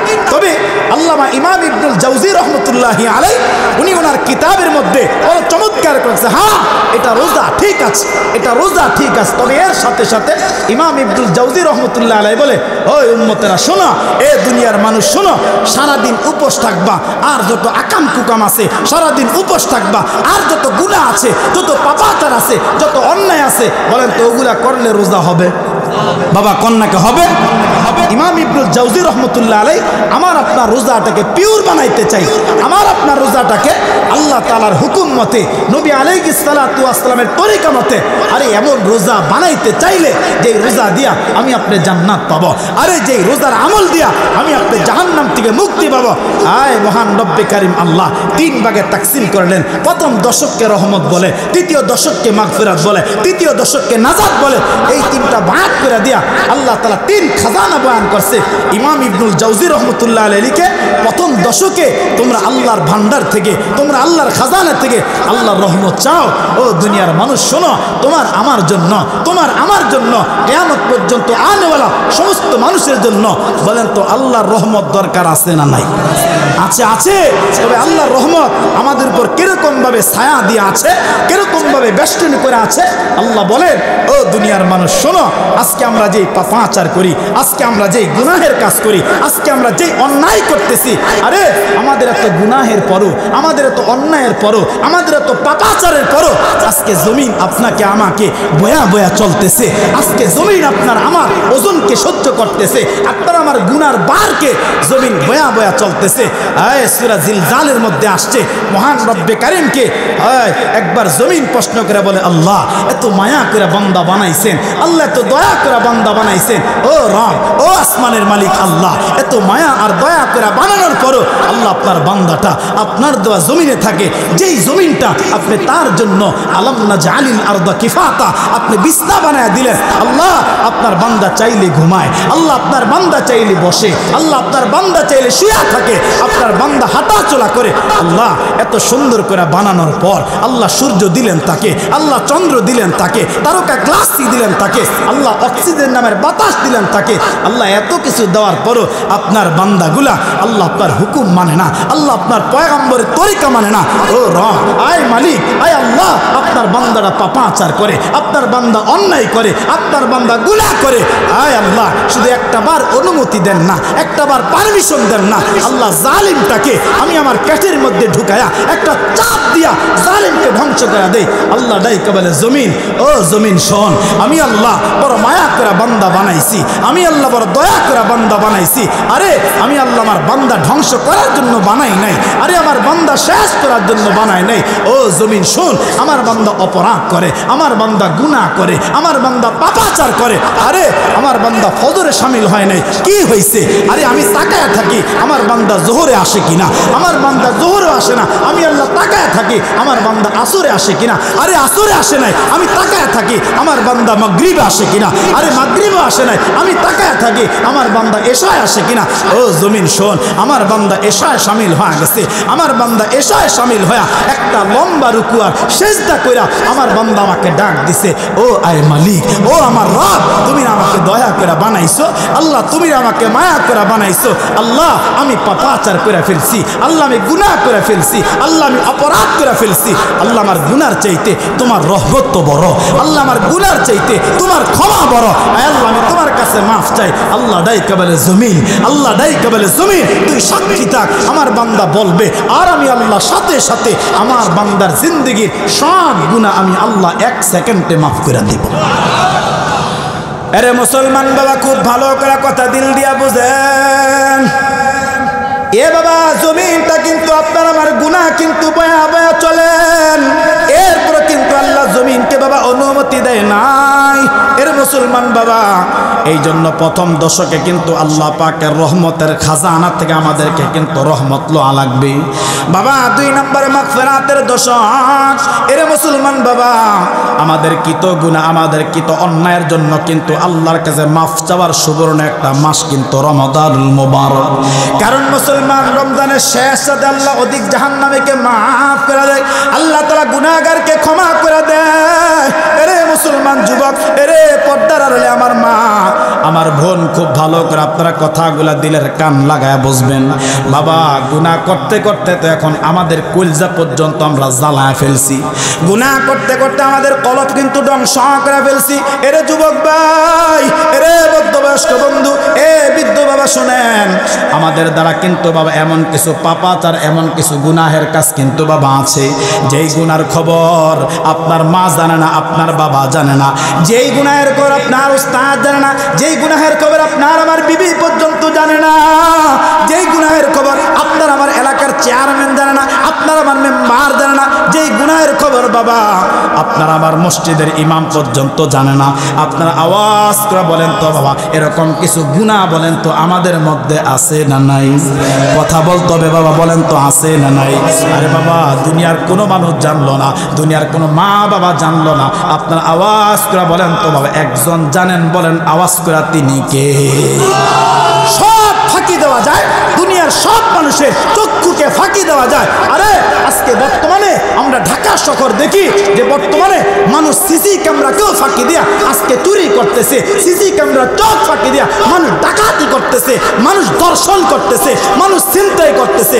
আরে সব ফাঁকি দেওয়া যায়। আপনারা আওয়াজ করে বলেন তো, আমাদের রব, আমাদের আল্লাহর চক্ষুকে বলেন তো কখনো ফাঁকি দেওয়া সম্ভব? আওয়াজ করে বলেন সম্ভব? দেখেন আল্লাহ তাআলা কত বড় জাত, আল্লাহ তাআলা কত বড় ক্ষমতাওয়ালা, তার ক্ষমতার পরিধি কেমন, আল্লাহ তাআলার শক্তির পরিধি কেমন। আমি ছোট্ট একটা কথা 1 মিনিট আপনাদেরকে শোনাই। আমরা ছোটবেলায় তাইসির জামাতে একটা কিতাব পড়েছি, যেই কিতাবটার নাম হলো তালিমুল ইসলাম। ওলামায়ে কেরাম জানে যে কিতাবের নাম হলো তালিমুল ইসলাম। এই তালিমুল ইসলাম কিতাবের ভিতরে মুসান্নিফ বড় চমৎকার করে লিখে যে আল্লাহ তাআলার চোখ ফাঁকি দেওয়া, আল্লাহ তাআলার চোখ ফাঁকি দেওয়া কখনো সম্ভব না। আরে মুসান্নিফ লিখতেছে যে অন্ধকার রাতে যদি একটা ছোট কালো পিপিলিকা এই রাস্তা দিয়ে হাঁটা চলা করে, কোন অন্ধকার রাত? বলে এমন অন্ধকার আমাবস্যার রাতে যে ঘুটঘুটে অন্ধকার হয়, হাতের পেটে দেখা যায় না, হাতের পিঠও দেখা যায় না। বলেন তো এরকম কিছু রাত্র আছে না নাই? এই কোন আছে না নাই? আল্লাহ তাআলা কত বড় ক্ষমতাওয়ালা জাত। আল্লাহ তাআলা বলেন আল হাইয়ুল কাইয়ুম। এই কাইয়ুমের ব্যাখ্যার ভিতরে ইমাম ইবনে কাসির রাহমাতুল্লাহ আলাইহি বলে আহওয়ালে নাজির ও আমালে হাজির। আয় আল্লাহ কত বড় ক্ষমতাওয়ালা। ওই যে অন্ধকার রাতে একটা কালো পিপিলিকা এরকম ভাবে হাঁটা চলা করে, আল্লাহ তাআলা এত বড় ক্ষমতাওয়ালা জাত, আল্লাহ এত বড় ক্ষমতাওয়ালা মালিক, মহান রব্বে কারীম আল্লাহ আরশ আজিম থেকে, আল্লাহর বাড়ি থেকে ওই যে পিপিলিকা হাঁটা চলা করে, ওই পিপিলিকার হাঁটা চলার পায়ের নাড়াচাড়া শব্দটা পর্যন্ত আল্লাহ তার কুদরতে কান দিয়া শুনতে পায়। সুবহানাল্লাহ জোরে কর। এবং এই যে পিপিলিকা হাঁটতেছে তার পায়ের নাড়াচাড়াটা আল্লাহ সুবহানাহু ওয়া তাআলা, আল্লাহ সুবহানাহু ওয়া তাআলা আরশ আজিম থেকে আল্লাহ তার কুদরতি চক্ষু দ্বারা দেখতে পায়। সুবহানাল্লাহ জোরে কর। আল্লাহ এত বড় ক্ষমতাওয়ালা জাত। তাহলে বলেন তো দুনিয়ার সবার চক্ষু ফাঁকি দেওয়া যায়, দুনিয়ার সবার চক্ষু আড়াল করা যায়, বলেন তো আল্লাহর চক্ষু থেকে ফাঁকি দেওয়া কখনো সম্ভব? বলেন না সম্ভব? তাহলে ভাই মাগফিরাতের দশকও আসবে যদি বেঁচে থাকি, মাগফিরাতের দশকও আসবে যদি আমাদের হায়াত থাকে। এর যুবক ভাই, আমি তোর পায়ে ধরে বলবো, আমি আপনার ভাই হিসাবে, আপনার সন্তান হিসাবে আমি প্রত্যেকটা প্রোগ্রামে বলি, আমি গতকালকেও বলেছি, আল্লাহ বাঁচায় রাখলে আগামীকালও বলবো, আল্লাহ বাঁচায় রাখলে তারপরের দিনে বলবো, আল্লাহ বাঁচায় রাখলে তারপরের দিনে এই কথা বলবো। আমি যদি আমার জাতিকে বুঝাইতে পারতাম, আমি যদি যুবক তোমাকে বুঝাইতে পারতাম আমার কলজাটার মধ্যে কত ব্যথা, আরে আমার কলজাটার মধ্যে কত কষ্ট লোকা আছে, আমি যদি বুঝাইতে পারতাম যুবক, আমি তোর পায়ে ধরে বলবো, আমি তোমার পায়ের নিচে 100 বার হাত দিয়ে বলবো, যুবক ভাই সুবর্ণ মাস আসছে, গুনাহ মাফের মাস আসছে।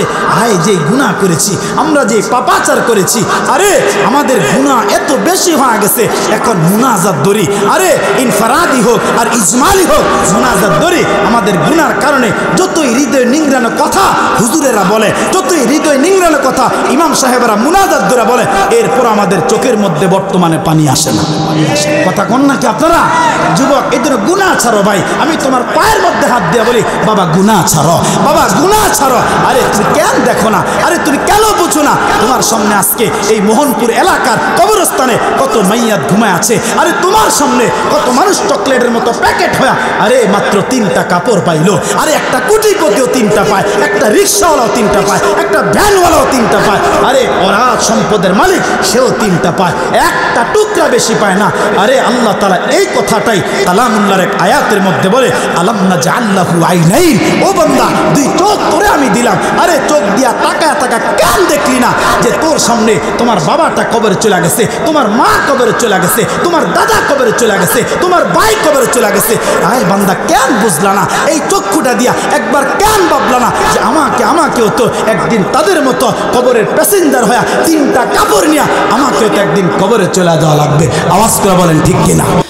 আরে মুসলমান বাবা, খুব ভালো করে কথা দিল দিয়া বুঝেন। এ যুবক, তুমি আমি কিন্তু বাবা দুনিয়ার থেকে চলে যাব। এই দুনিয়াতে কিন্তু বাবা থাকার জায়গা না। এর মুসলমান বাবা, এই দুনিয়ায় কিন্তু বাবা কেউ থাকতে পারবে না, কারণ দুনিয়া কিন্তু বাবা কাউকে জায়গা দেয় না। মুসলমান, দুনিয়া কিন্তু কাউকে মহাব্বত করে না বাবা। দুনিয়া কিন্তু তোমাকে আমাকে কেউ বাবা ভালোবাসে না। এই জন্য আল্লাহ পাক ডাইকা বলে, ও আমার বান্দা শোনো, আল্লাহ বলতেছেন আলাম নাজআল্লাহু আইনাইন। বান্দা, কেন চক্ষুটা দিয়ে তাকায় তাকায় তোমার দিমাগটা দিয়ে একবার কেন বান্দা চিন্তা করলাম না? শোনো শোনো বাবা, এই রমজান কিন্তু আপনার আমার জিন্দেগির শেষ রমজান হয়ে যাইতে পারে। এ বাবা, আজকের এই মাহফিলটা কিন্তু আমি কামরুজ্জামান, আমার জিন্দেগির শেষ প্রোগ্রাম হয়ে যাইতে পারে, আমার জিন্দেগির শেষ মাহফিল হয়ে যাইতে পারে। এই জন্য বাবা, যেই কথাটা আমি আপনাদেরকে বুঝাইতেছিলাম বাবা, মাগফিরাতের দশকের মধ্যে আল্লাহর কাছে কিন্তু মাফ চায়া চায়া কিন্তু বান্দা লোহা লাগবে। এরপরে আল্লাহ পাক 3য় দশক দিলেন জাহান্নাম। এ বাবা, জাহান্নাম থেকে মুক্তির দশক। ওই জাহান্নামটা কত ভয়ঙ্কর হবে, ওই জাহান্নামটা কত নিকৃষ্ট হবে, ওই জাহান্নামটা বাবা আল্লাহ তাআলার বানানো কত এরকম নিকৃষ্ট একটা জায়গা হবে। যুবক, আমি আল্লাহর নামের কসম করে বললো কিন্তু বাবা ভুল হবে না। মুসলমান যুবক ভাই, জাহান্নাম এত ভয়ঙ্কর। এরে দুনিয়ার আগুন তোমার হাতের মধ্যে লাগলে হাত পড়বে, দুনিয়ার আগুন তোমার পায়ের মধ্যে লাগলে পা পড়বে, দুনিয়ার আগুন তোমার পিঠের মধ্যে লাগলে পিঠ পড়বে। এর যুবক ভাই, আল্লাহ পাক জাহান্নামের আগুন সম্পর্কে বড় চমৎকার করে বলে। আল্লাহ তাআলা বলেন, নারুল্লাহিল মুকাদা আল্লাতী তাত্তালিউ আলাল আফিদা। বাবা, জাহান্নামের আগুনটা তো ভয়ঙ্কর হবে। যদি জাহান্নামের আগুন কোন একটা মানুষের নখের গুড়ির মধ্যে, আঙ্গুলের মাথার মধ্যে লাগে, মহান রব্বে কারীম আল্লাহ বলে তার আঙ্গুলের মাথার মধ্যে লাগবে, আর সাথে সাথে বাবা তার পুরা বডিটা কয়লা হয়ে যাবে। এই জন্য যুবক ভাই, 1 সেকেন্ড সহ্য করার ক্ষমতা নাই। এ যুবক, 1 সেকেন্ড সহ্য করার ক্ষমতা নাই রে ভাই। ওই জাহান্নামকে এত ভয়ঙ্কর আঁকা বানাইছে। এরে মুসলমান বাবা, এই জন্য ইমামে মালিক রহমতুল্লাহি আলাইহির বরাদ্দে হযরত আবু হুরায়রা বলে, শোনো শোনো, এই দুনিয়ার আগুন যেটা আজকে আমি ব্যবহার করতেছি, এই দুনিয়ার আগুন যেটা আজকে আমি জ্বালাইতেছি, আমি জ্বালাইতেছি, আমাদের নিত্য প্রয়োজনে আমরা ব্যবহার করতেছি। এরে মুসলমান বাবা, এই দুনিয়ার আগুনের চাইতে মহান রব্বে কারীম আল্লাহ ওই জাহান্নামের আগুনকে আল্লাহ আরো 69 গুণ বেশি পাওয়ার দিয়া বানাইছে। এখন একটা কথা আপনাদের কাছে জানতে চাই, এই দুনিয়ার সাধারণ 1% আগুন, আপনারা আওয়াজ করে বলেন তো বাবা, 1 সেকেন্ড কার একটা হাত আগুনের মধ্যে রাখা বলেন তো সম্ভব? এই জন্য যুবক ভাই, জাহান্নাম থেকে বাঁচা লাগবে। এ বাবা, জাহান্নাম থেকে তোমাকে আমাকে পরিত্রাণ লওয়া লাগবে। এই জাহান্নাম থেকে তোমাকে আমাকে মাফ চাওয়া লাগবে।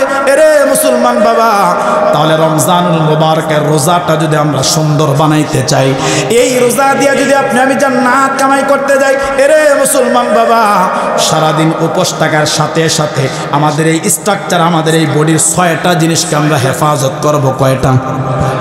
কথা বলেন কয়টা? এই 6টা বলে ইনশাআল্লাহ সংক্ষিপ্তভাবে এই 6টা বলে ইনশাআল্লাহ আমরা মুনাজাত ইনশাআল্লাহ আমরা আলোচনা শেষ করব। আল্লামা ইমাম ইবনুল জাওজি রহমতুল্লাহি আলাইহি বড় চমৎকার করে উনি ওনার কিতাবের মধ্যে লেখছে যে যদি রোজা দিয়া জান্নাত পাইতে চাও, যদি রোজা দিয়া তুমি আল্লাহ তাআলার জাহান্নাম থেকে বাঁচতে চাও, জান্নাতের মালিক হইতে চাও, তাহলে 1 নম্বরে তুমি সুবহি সাদিকের আগ থেকে নিয়ে একেবারে সূর্য অস্ত পর্যন্ত সারাটা দিন উপোস থাকবা। সারাটা দিন তুমি এরকম উপোস থাইকা তোমার হালাল বিবির কাছে পর্যন্ত যাওয়া যাবে না, হালাল স্ত্রীর কাছে পর্যন্ত যাওয়া যাবে না। এই আমলের সাথে সাথে তোমাদেরকে আরো 6টা আমল করা লাগবে। কয়টা? 6টা। 1 নম্বর, খুব ভালো করে বুঝবেন, 1 নম্বরে আল্লামা ইমাম ইবনুল জাওজি রহমতুল্লাহি আলাইহি বলে 1 নম্বরে বান্দা রোজা অবস্থায় তুমি তোমার জবানকে গুনাহ থেকে তোমার জবানটাকে তুমি হেফাজত রাখবা। আল্লাহু আকবার। জবান, এখন এই জবান নিয়ে কথা বললে 1 ঘন্টা দরকার, এত সময় যেহেতু হাতে নাই, শুধু কয়েকটা তথ্য শোনায়া শুধু কয়েকটা কথা বলে আমরা সামনের পয়েন্টে যাব। জবান এটা বড় মারাত্মক এক জিনিস। আল্লাহর পয়গম্বর আলাইহিস সালাতু ওয়াস সালাম হাদিসের কিতাবের মধ্যে বলেন ফাইন্নাল লিসানা জিরমুহু সগীরুন ওয়া জুরমুহু কাবীরুন। রাসূলুল্লাহ বলে যে উম্মত এই জবানটা বড় ছোট, এই যে আমাদের 2 ঠোঁটের মাঝখান, আল্লাহ বলতেছেন ওয়া লিসানা ওয়া শাফাতাইন, ও বান্দা এই 2 ঠোঁট আমি তোরে দিছি, এই 2 ঠোঁটের মাঝখানে একটা জিহ্বা তোরে দিলাম, এই জায়গাটার নামই হচ্ছে জবান। এই জায়গাটার নাম কি? জবান। তবে এই জবানটা একেবারে ছোট, রাসূল বলে সাগীর ওয়া কাবীর, যে জবান একেবারে ছোট। তবে এই ছোট জবান দিয়া এমন কিছু গুনাহ আছে, এমন কিছু পাপাচার আছে, এমন কিছু অন্যায় আছে, এই ছোট জবান দিয়া কেউ যদি এই অন্যায়গুলা করে, কেউ যদি এই পাপাচারগুলা করে, কেউ যদি এই গুনাহগুলা করে, নবী আলাইহিস সালাম বলে এই ছোট্ট জবান দিয়া ওই গুনাহ করার কারণে আল্লাহ সুবহানাহু ওয়া তাআলা ওই মানুষটাকে জাহান্নামের কাতারে আল্লাহ উঠায়া দিবেন। নাউজুবিল্লাহ কইতেন না? আবার এই জবানটা বড় ছোট, এমন কিছু আমল আছে, এমন কিছু বন্দিগি আছে, এমন কিছু ইবাদত আছে যে বান্দা এই জবানটা দিয়া 1 সেকেন্ডের আমল করছে, এই জবানটা দিয়া 1 সেকেন্ডের আমল করছে। নবী আলাইহিস সালাতু ওয়াস সালাম বলে এই 1 সেকেন্ডের আমলের বদলায় আল্লাহ তাআলা এই মানুষটার নাম তার জান্নাতের দফতরে উঠায়া দিছে। যেমন আমি আপনাদেরকে ছোট্ট একটা কথা 1 সেকেন্ডে শোনাই। আল্লামা জুলফিকার ওনার কিতাবের মধ্যে লেখছে, আল্লামা রশিদ আহমদ গঙ্গুহি রহমতুল্লাহি আলাইহি বড় চমৎকার করে লিখে, এই যে আমরা অনেক সময় আমরা আমাদের রবকে ডাক দেই ইয়া আল্লাহ, এটা ডাক দেন তো ইয়া আল্লাহ, আর একটু জোরে বলেন না ইয়া আল্লাহ। এই যে আমরা রবকে ডাক দিই, আমাদের মালিককে ডাক দিই, এই ডাক্তার ফজিলত যদি বুঝতেন, এই ডাক্তার দাম যদি বুঝতেন, আরে দুনিয়ায় বৈশা গীবত করতেন না, দোকানে বৈশা অন্যের সমালোচনা করতেন না, দোকানে বৈশা কার মেয়ে কি করে, কার ছেলে কি করে, কে কোন অন্যায় করে এটা বলতেন না, আপনি তসবিহ হাতে নিয়ে বারবার আপনি আপনার রবকে ডাকতেন যদি বুঝতেন। আল্লামা রশিদ আহমদ গঙ্গুহি রহমতুল্লাহ আলাইহি বলে কেউ যদি জীবনে একবার, কয়বার, আরো জোরে কয়বার, একবার যদি কোনো একটা মানুষ তার জবান দিয়া মোহাব্বত নিয়া, প্রেম নিয়া, ভালোবাসা নিয়া একবার যদি তার আল্লাহকে ডাক দেয় ইয়া আল্লাহ, একবার যদি ডাক দেয়, আল্লামা রশিদ আহমদ গঙ্গুহি রহমতুল্লাহি আলাইহি উনি ওনার কিতাবের মধ্যে লেখছে পরকালের জিন্দেগিতে এই মানুষটা যদি দুনিয়ার পাপাচারের কারণে, দুনিয়ার গুনাহের কারণে, দুনিয়ার অপরাধের কারণে এই মানুষটা যদি জাহান্নামের প্যাসেঞ্জার হয়ে যায়, ওই যে আল্লাহকে দুনিয়ায় থাইকা একবার মোহাব্বত নিয়া, একবার প্রেম নিয়া আল্লাহকে ডাক দিছে, তার এই একটা ডাককে আল্লাহ তাআলা কবুল কইরা তার এক ডাকের উসিলায় জাহান্নাম থেকে বাঁচায়া আল্লাহ পাক তাকে তার জান্নাতটা দান করবে। আরে মুসলমান বাবা, খুব ভালো করে কথা দিল দিয়া বুঝেন। এ বাবা, তাহলে রোজাকে সুন্দর বানাইতে চাইলে 1 নম্বরে বাবা জবানকে হেফাজত করা লাগবে। এর মুসলমান বাবা, এই জবানটা দিয়ে বাবা কখনো কিন্তু আমাদের মিথ্যা কথা বলা যাবে না, এই জবানটা দিয়ে বাবা কখনো গীবত করা যাবে না, শিকায়াত করা যাবে না, এই জবানটা দিয়ে কখনো বাবা গালি গালাজ করা যাবে না, অন্যের সমালোচনা করা যাবে না। এরে মুসলমান বাবা, রমাদানুল মুবারকে আপনি আমি যেন বাবা আপনার আমার জবানটা যেন বাবা আল্লাহর জন্য যেন ব্যবহার করি বাবা, কারণ কোরআনুল কারীমটা আল্লাহ পাক রমাদানুল মুবারকে আল্লাহ পাক অবতীর্ণ করলেন। মুসলমান এক একটা হরফে 70টা করে নেক দেওয়া হবে, কমাস কম 70টা করে নেক দেওয়া হবে উম্মত। এই জন্য যারা সময় পেয়ে যাবেন, এই জন্য মুসলমান বাবা যেই মানুষগুলো আজকে ব্যবসা করেন তাদেরকে বাবা আজকে আমল শিখা যায়। কারণ সারাটা দিন কিন্তু দোকানের মধ্যে সিরিয়াল বাই সিরিয়াল কিন্তু বাবা কাস্টমার থাকে না। যখন নাকি আপনি অবসর থাকবেন, যখন দেখবেন কাস্টমার নাই, এ বাবা আপনার ক্যাশের উপরে একটা কোরআন শরীফ রাখবেন, আপনার ক্যাশের উপরে একটা তসবিহ রাখবেন, আপনার ক্যাশের উপরে একটা মিসওয়াক রাখবেন, আপনার ক্যাশের উপরে বাবা একটা টুপি রাখবেন। আর বান্দা যখন আজান হয়ে যায় ওই মিসওয়াকটা হাতের মধ্যে না টুপিটা মাথার মধ্যে লাগায় তুমি নামাজের জন্য চলে যাইবা। সুবহানাল্লাহ কোন। আর যখন তুমি অবসর সময়টা পাও, এ বাবা সুবহানাল্লাহর আমল দৈনিক 100 বার করবা, আলহামদুলিল্লাহর আমল 100 বার করবা, আল্লাহু আকবার আমল 100 বার করবা, ইস্তিগফারের আমল 100 বার করবা, এবং দুরূদ শরীফের আমল 100 বার করবা, এবং লা ইলাহা ইল্লাল্লাহ মুহাম্মাদুর রাসূলুল্লাহ এই জিকিরের আমল বাবা 100 বার করবা। আর যখন সময়টা পেয়ে যাইব ওই সময়টা বাবা আমার জবানটা দিয়া আপনাদের জবানটা দিয়া অবসর সময়টা পেয়ে গেলে আমরা আল্লাহর কোরআনের তেলাওয়াতের আমলটা করব। আমার জবান দিয়া এই আমলগুলা করব। আমার জবান দিয়ে যেন রোজা রেখা গীবত না হয়, আমার জবান দিয়ে যেন রোজা রেখা শিকায়েত না হয়, অন্যায় কথা না হয়, অশ্লীল কথা না হয়, কারো দোষ যেন না হয়, মিথ্যা কথা যেন জবান দিয়ে বের না হয়। এই লম্বা ব্যাখ্যা করার সময় নাই। 2 নম্বরে আসেন, নবী আলাইহিস সালাতু ওয়াস সালামের হাদিস নকল করে আল্লামা ইমাম ইবনুল জাওজি রহমতুল্লাহি আলাইহি বলে 2 নম্বর হচ্ছে তোমার নজরকে হেফাজত করা। কি হেফাজত করা? এই বলেন না কি হেফাজত করা? নজর হেফাজত কিসের থেকে?